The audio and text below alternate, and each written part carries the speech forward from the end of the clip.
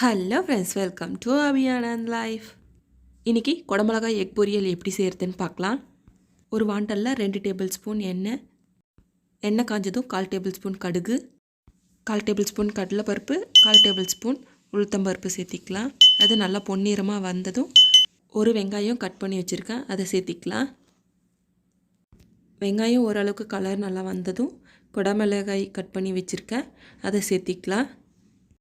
எண்ணெயில் ஒரு 2 மினிட்ஸ் நல்லா வணங்கின அப்புறம் இஞ்சி பூண்டு விழுது ஒரு டேபிள் ஸ்பூன் சேர்த்திக்கலாம்.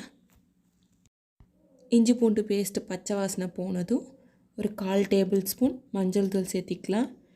காரத்துக்கு ஏற்ற மிளகாத்தூள் சேர்த்திக்கலாம். நான் 1/2 டேபிள் ஸ்பூன் சேர்த்திருக்கேன். உப்பு தேவையான அளவு சேர்த்திக்கலாம்.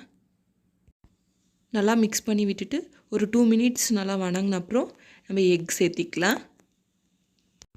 நான் இன்றைக்கி 2 எக் எடுத்திருக்கேன்.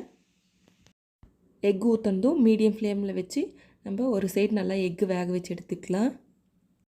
ஒரு சைடு நல்லா வெந்ததும் ஹை ஃப்ளேமில் வச்சு நம்ம நல்லா மிக்ஸ் பண்ணி விட்டுக்கலாம். 2 சைடும் நல்லா மிக்ஸ் பண்ணி விட்டு வேக வச்சு எடுத்துக்கலாம். குடமிளகா எக்கு கூட வேக வைக்கும் போது 70% வந்துடும். அவ்வளோதான், நம்மளுடைய குடமிளகா எக் பொரியல் ரெடி ஆகிடுச்சு.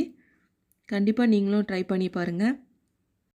அதுக்கு முன்னாடி நம்மளுடைய சேனலை சப்ஸ்கிரைப் பண்ணலாம், சப்ஸ்கிரைப் பண்ணிக்கோங்க. தேங்க்யூ ஃபார் வாட்சிங். பாய் பாய்.